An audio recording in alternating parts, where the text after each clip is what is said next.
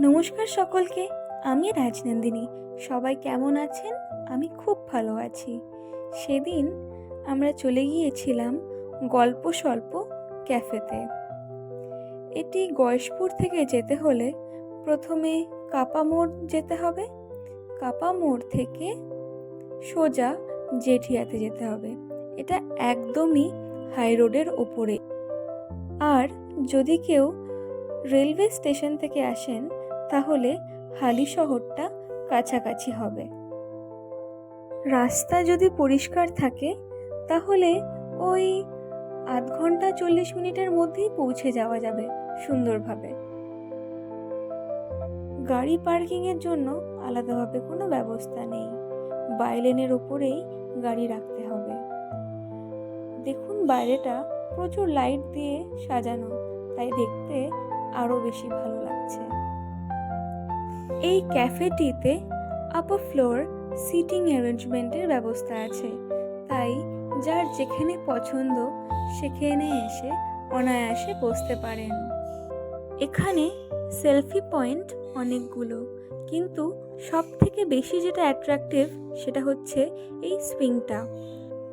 বহু বছর পরে একটু ছোটবেলার দুনিয়ায় ফিরে গিয়েছিলাম।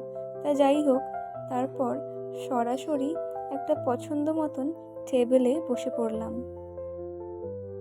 আমি সকলের সুবিধার্থে গল্প স্বল্প রেস্টুরেন্টের মেনু কার্ডটা শেয়ার করলাম, যাতে সকলের জানতে সুবিধা হয় কত ধরনের আইটেমস রয়েছে। কারোর যদি প্রয়োজন হয় পজ করেও দেখতে পারেন।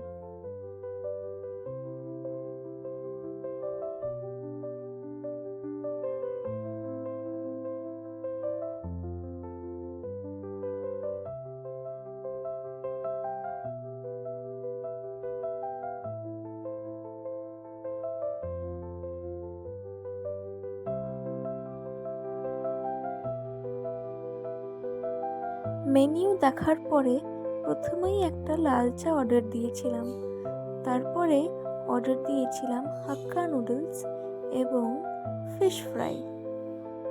আস্তে আস্তে কথা বলতে বলতে খাবার দাবারগুলো শেষ করলাম। খাবারের টেস্ট খুব একটা মন্দ ছিল না।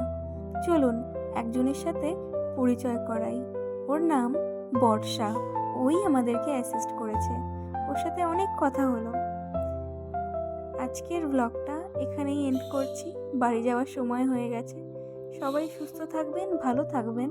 আমার ভিডিও যদি ভালো লাগে অবশ্যই লাইক করবেন, শেয়ার করবেন এবং কমেন্ট করে জানাবেন। Till then, by.